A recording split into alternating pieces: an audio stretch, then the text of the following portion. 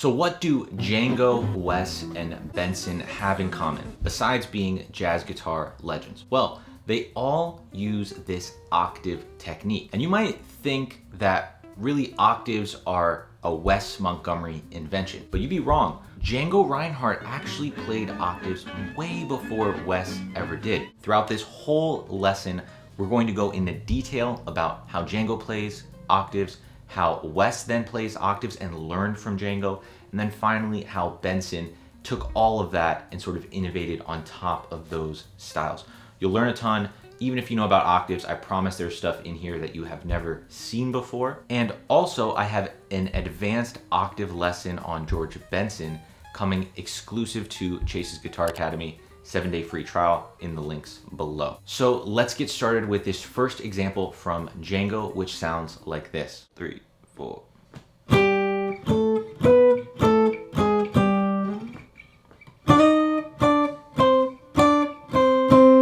So this is coming from chorus 2 of his recording of Shine from 1936. Notice that's way earlier than most people will quote Wes Montgomery playing octaves in the 50s. And now Django is playing octaves in a very different way than Wes does, which we'll get into. The first thing I want you guys to realize is, as you're probably familiar with, Django had damage to his ring and pinky finger, but he could in a lot of ways still play octaves. It sort of like kept his fingers in place, but even still, and there's some video of this which we'll show in the next example, where you can see that his hand can basically still form that octave shape that we're looking at. Now the octave shape is really just G, we skip a string and another G. And what's great about this, usually we use index and pinky for those strings and also for the third and first string. When we get to lower strings, we'll use a slightly different fingering, which we'll look at. But that is our general octave shape for those string sets. There were a couple videos I had watched in doing research for this, where some people assumed that because Django mainly used his first 2 fingers, that he would play octaves like this. And now, while it is possible, based on the video that I was seeing, there's limited video of Django. So if anyone has other detail on this, please let me know in the comments. That seemed a lot less likely based on what I was actually seeing him do. It seemed like he was able to do the normal octave shape. So just for your information. One other little detail here is that on a lot of the ends of these phrases, you'll see this little slide up that Django would do. And you can listen to the recording of that where this little like, now I'm exaggerating a little bit, but it was a common way to end those phrases for octaves. So just keep that in mind. The next example comes from 1938, and it's actually from this little short film on Django. So we actually get to see, it's all the way at the end of the video, him playing this octave phrase.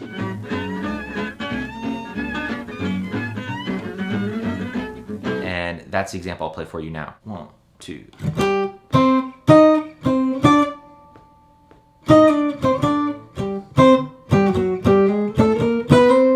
So we get this little ending riff on this, it's in the key of C, just moving up in octaves, right? So let's break a little bit of this down. One thing I want you guys to keep in mind is Django is playing from a very minor oriented type of approach. And so a lot of the phrases we get here, even when we're not using it on a minor chord, so he's playing sometimes over D7, he's still playing ideas that are basically 1, 2, flat 3, and 5. Over other chords, and it gives it that minor sound. The other thing is there's a lot of call and response here. So if you check out the first phrase, we're using those 4 notes, G, C, D, and E flat, and then he's going to use those same notes to answer what he just did. So it has like sort of a resolution there on C. And then the third phrase is a very common sort of chromatic thing. Now listening back to it, he's not really articulating every single one. It sounds to me at least that he's articulating maybe the first few and then starting to slide these, right? So you get a little more that kind of thing. end it. You're going to start to do that especially as these phrases get faster with octaves.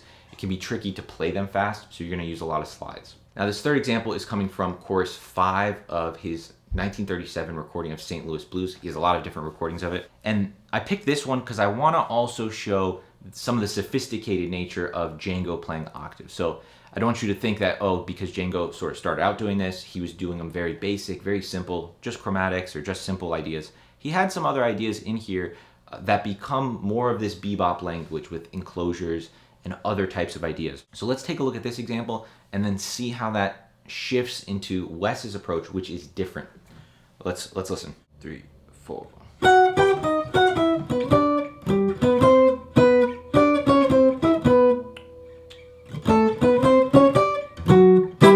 So just right off the bat, we're in the key of G basically, and we have this, again, very minor oriented language, like E melodic minor. If I just played that, you'd think I'm playing an E minor. But he's playing it over the relative major G, right?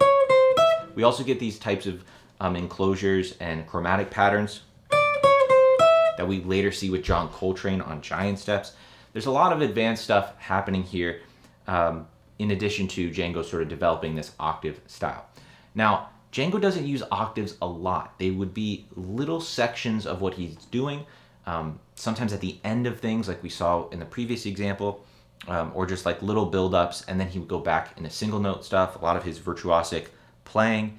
It was something that he used more of as an effect and less of the main way he would approach soloing, like Wes would do.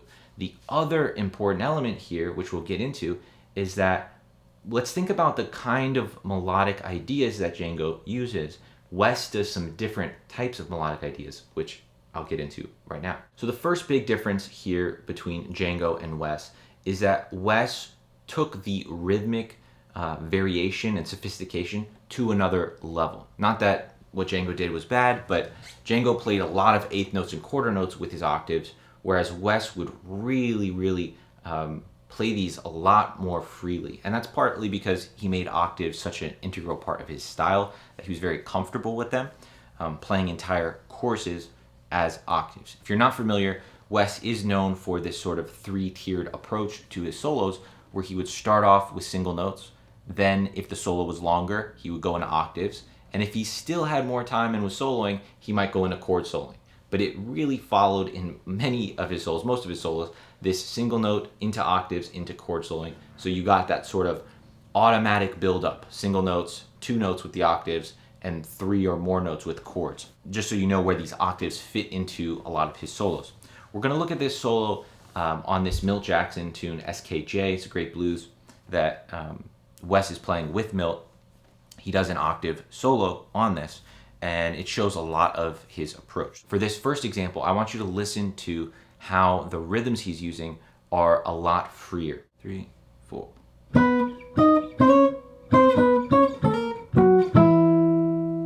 So this octave line could have been a single note line from Wes. We hear just, like that's just a great line by itself. The octaves don't really hinder his rhythmic phrasing. It's almost like he's playing single notes. And when we're doing this, obviously Wes is using his thumb, whereas Django would use a pick. And also when we see Benson also tends to use the pick. So those are some of the differences just on that articulation side. But this is just all over G flat 7. We get a lot of these little bebop ideas. However, Wes is making a more deliberate targeting of chord tones over the harmony that he's playing, whereas Django a lot of times would be sticking with just within the key, not necessarily addressing exact chord tones, thirds and sevenths, etc. of the chord that he's on. Sometimes it might be a 5 chord, he's just playing over the 1 chord and it eventually resolves. So that's a very big difference harmonically as well as what we just saw rhythmically. The next biggest difference is that Wes was really known for playing arpeggios as octaves. It's not something we see a lot with Django. Actually, most of the solos I saw, I didn't see any arpeggios, maybe triads. But because Wes was so fluent at playing octaves, he could play these arpeggios, which are more difficult to play in octaves. So let's look at this example, again, still from SKJ. It's a short 2/5 line.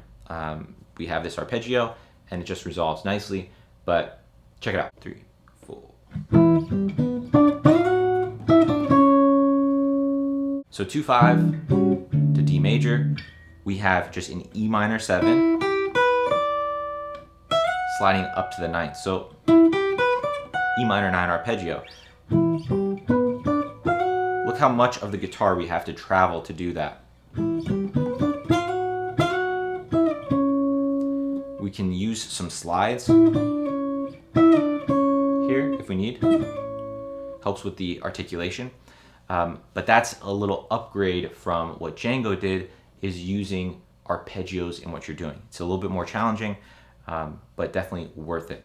And then finally for Wes, he also used octaves and chords. There are some examples of Django doing this, but Wes did take it to another level, doing it more frequently within his solos. So let's take a look at how he would mix in both octaves and chords. This is something we're going to get into more with Tim Fitzgerald in our summer program with CGA faculty. So if you guys want to check out Tim Fitzgerald and a lot of the videos that he's been doing for us, you can check those out in CGA. So anyways, let's take a look at this example from Wes. 1, 2.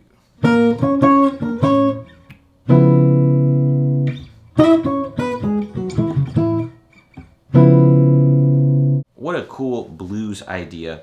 Now, using octaves while playing over a blues scale type of thing is a very, very common way that Wes would approach playing octaves.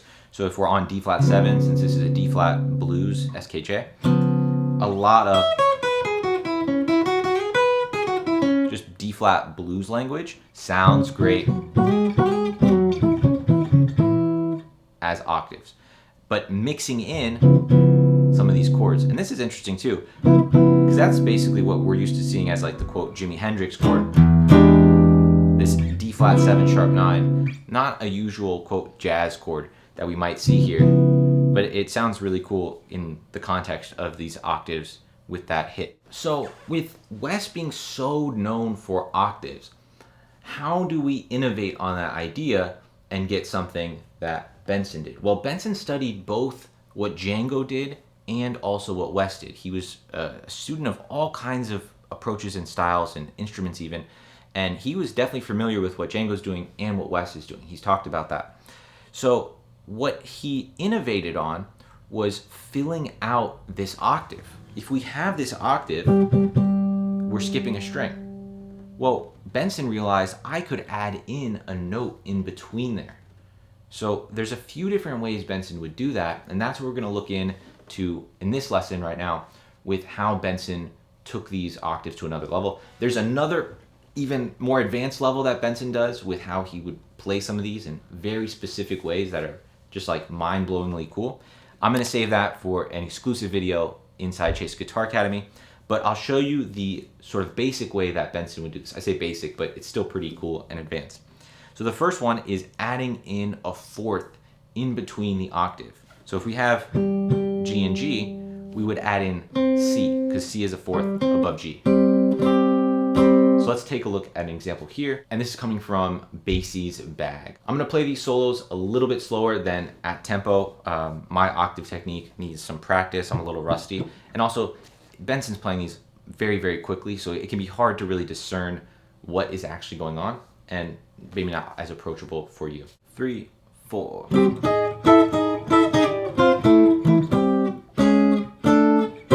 Okay, that's not even at tempo. What we have going on here, we also see this other lower octave that we were doing, which is usually with the index and ring finger, and then Benson sort of barring to get the fourth in between there. And then also here, we do index, middle, pinky. Now you hear how that just adds a little bit of richness to this octave? Nothing wrong with the octaves. Sounds a little thin though, compared to that. You can start to hear some of what Benson would do. So we have that going through most of this first part, fourths. But then then this last one, he plays a fifth. And so Benson wouldn't think about these as just like a fourth or a fifth or some of these other approaches, but would switch which one he's picking based on how it fits within the scale or the harmony of what he's doing. So in this case, if we're on C at this point, it doesn't make sense to have C, F, and C when the harmony is C. We would want the G there. So he switches to a fifth.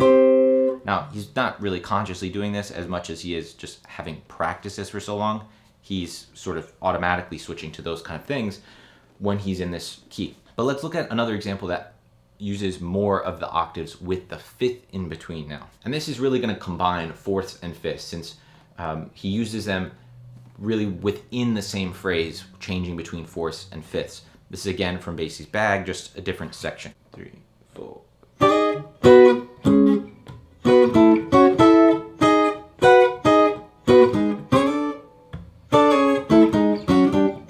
A lot going on here. Let me break it down for you. So playing over this E, we're using some of those ideas that Wes would use, right? Those arpeggios, even on this other part, some A flat or G sharp minor arpeggios. So Benson is aware of that and using that. He's also making use of some of those types of enclosures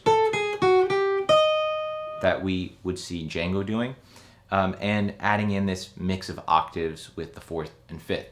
So a lot of cool stuff. Even this as its own line would work.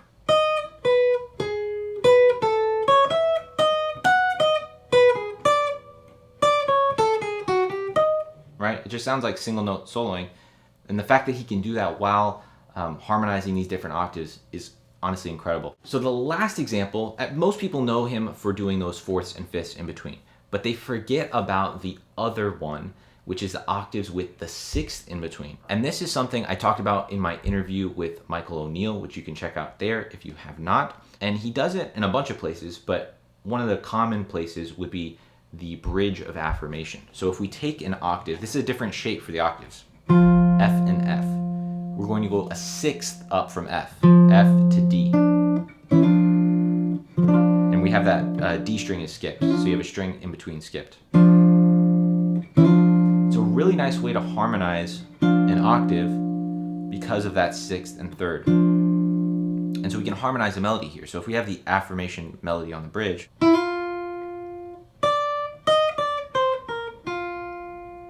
we can have